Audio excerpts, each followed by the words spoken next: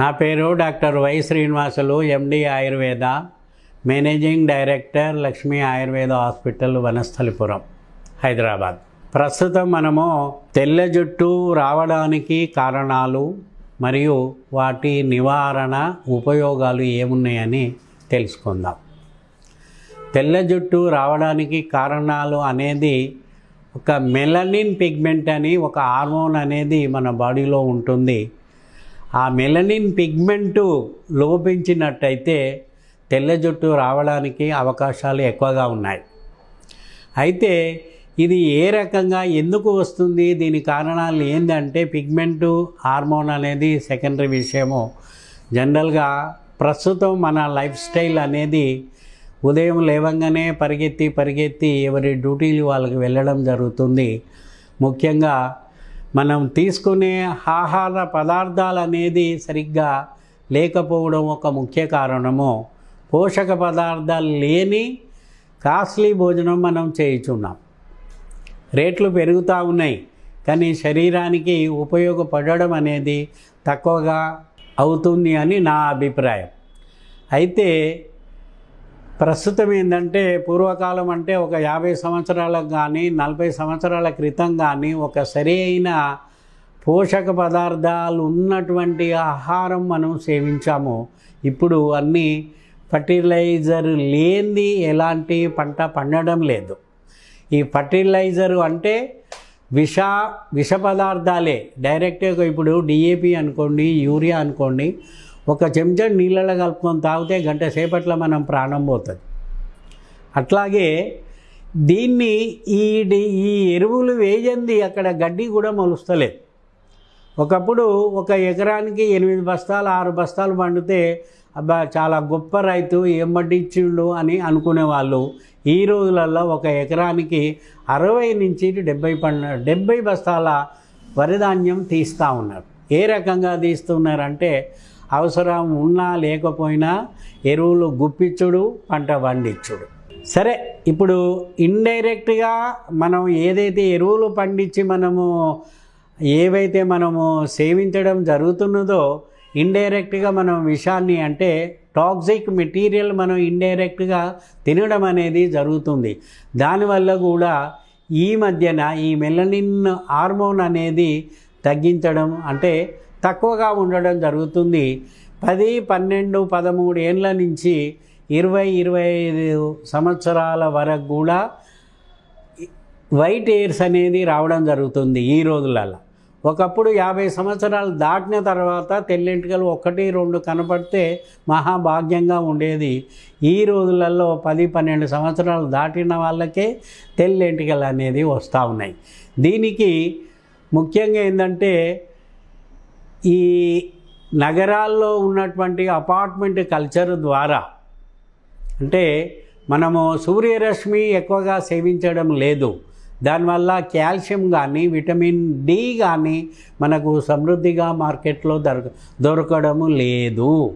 అయితే ఈ vitamin D రావడానికి జనరల్గా డైలీ ఒక ½ an hour మనం ఎండలో ప్రయాణం చేసిన, ఎండలో నిలబడ్డ, మార్నింగ్ సూర్యరశ్మి నుంచి 11 గంటల వరకు కానీ అప్ టు 12:30, 1 వరకు కానీ మనం ఎండలో ఒక ½ an hour మీరు నడుచుకుంటూ పోయి పనులు చేసుకున్నా, లేకుంటే ఏం పని లేకపోతే టెర్రస్ మీద పోయి నిలబడ్డా, పోనీ ఏదన్నా చిన్న పని కల్పించుకొని మనం ఎండలో వాకింగ్ చేసినట్టయితే విటమిన్ డి అనేది మనకు సమృద్ధిగా లభిస్తుంది. దానివల్ల ఈ వైట్ హెయిర్స్ అనేది జనరల్గా కాపాడుకోవడానికి ఒక మంచి అవకాశం. అట్లాగే కాల్షియం, విటమిన్ డి సంబంధించిన ప్రోడక్ట్స్ కూడా మనము ఎక్కువగా తినడం అనేది చాలా ఇంపార్టెంటు. ఇప్పుడే అనుకున్నాము, మనం తినే భోజనం లోపల క్వాలిటీ అనేది తగ్గుతున్నది. దానివల్ల ఈ 11, 12 ఇయర్స్ నుంచెల్లే వైట్ హెయిర్స్ అనేది కామన్గా రావడం జరుగుతూ ఉన్నది. కాబట్టి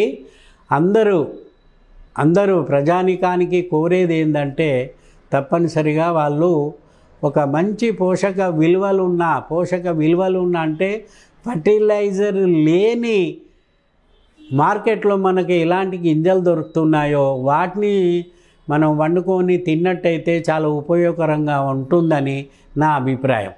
అట్లాగే ఈ తెల్లెంటికలు నల్లగా కావడానికి ఆయుర్వేద ప్రకారంగా కానీ ఎలాంటి మందులు ఉన్నాయి, ఎలాంటి ఆయిల్స్ మనకు మార్కెట్లో దొరుకుతున్నాయన్న విషయానికి వచ్చినట్టయితే ముఖ్యంగా బోడతరము అనేది ఈ మన పొలాలు ఉంటాయి. ఒక పొలం దాటినాక కొంచెం నీరు అనేది పక్క పొలం కాకపోయినా పక్క భూమిలోకి మెల్లగా ఊటలాగా వస్తాయి. ఆ సందర్భం లోపల ఈ బోడతరం అనేది ఈ సీజన్లో బాగా పెరుగుతాయి. అంటే నీలి రంగు కానీ తర్వాత వంకాయ రంగు కలర్లో దీని యొక్క పువ్వులు మనకు మార్కెట్లో లభిస్తాయి. అన్ని దవాసాజ్ దుకాణంలో మీరు బోడతరం అంటే ఇస్తారు. వాటిని ఏం చేయాలంటే 1 కిలో బోడతరము తీసుకొచ్చి 4 ఇంతలు అంటే 4 కిలోల నీళ్ళు పోసి బాగా మరిగించాలి. బాగా మరిగించిన తర్వాత 1 లీటర్ కషాయం అయ్యేటట్టు మనము దాన్ని వంచుకొని ఆ 1 లీటర్ కషాయం లోపల పావు లీటరు మన నువ్వుల నూనె, మంచి నువ్వుల నూనె తీసి తైలపాక విధి ప్రకారంగా అంటే బాగా మరిగించి ఒక తైలం మాత్రమే ఉండేటట్టు చేసుకొని దాన్ని మనం గ్రహించుకొని వడబోసి గ్రహించుకొని పొద్దున 1 చెంచాడు, రాత్రి 1 చెంచాడు, ఒక 3 నెలలు కనుక తిన్నట్టయితే ఇది తెల్ల ఎంటికలు అనేది దాదాపుగా తగ్గిపోతాయి. నల్ల ఎంటికలు రావడమే కాకుండా జుట్టు ఒత్తుగా ఉంటుంది, పొడుగుగా తయారవుతుంది. ఆ రూట్ కెనాల్కు మంచి బలాన్ని ఇస్తుంది. అట్లాగే ఇది ముఖ్యంగా ఏంటంటే ఈ ఒక 6 నుంచి 8 చుక్కలు నస్యకర్మ అంటే ముక్కులో ఉదయం ఒకసారి స్నానం చేసిన తర్వాత ఒక ముక్కు మూసి ఇంకొక ముక్కు లోపల ఒక 6 నుంచి 8 చుక్కలు, ఇంకొక ముక్కు మూసి 6 నుంచి 8 చుక్కలు కనుక ఒక 21 డేస్ కనుక వేసినట్టయితే దీన్ని నస్యకర్మ అంటారు. అది బ్రెయిన్ స్టెమ్ వరకు వెళ్ళి ఆయిల్ అనేది దాని యొక్క ఔషధ గుణంతో ఈ మెలనిన్ పిగ్మెంట్ను ఒక ప్రాపర్గా తయారవుతుందని మా ఆయుర్వేద శాస్త్రము ఖచ్చితంగా చెబుతున్నది. అట్లాగే ఇంకొకటి యోగం ఏంటంటే మన మస్టర్డ్ ఆయిల్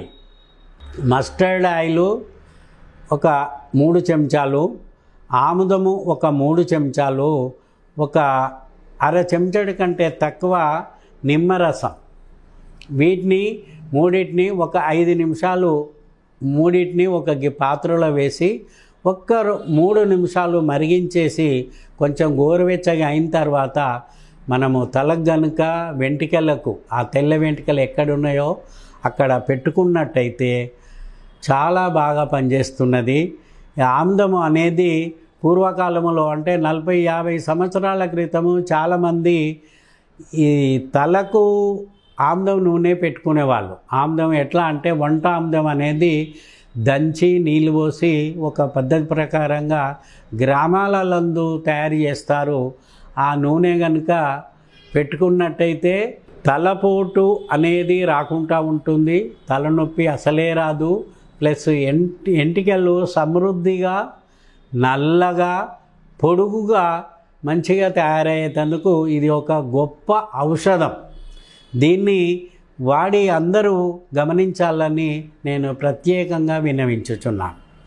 అట్లాగే ఈ మధ్యన ఒక 3 చెంచాలు కాఫీ పొడి ఒక 200 ml నీళ్ళ లోపల బాగా మరిగిచ్చేసి గోరువెచ్చగా అయిన తర్వాత కూడా ఆ తెల్ల వెంట్రుకలకు మనము పట్టించి ఒక 2 గంటలు 3 గంటల తర్వాత స్నానం చేసినట్టయితే కూడా ఆ వెంట్రుకలు శాశ్వతంగా నల్లగా అవుతాయని మేము చాలామందికి ఇచ్చాము.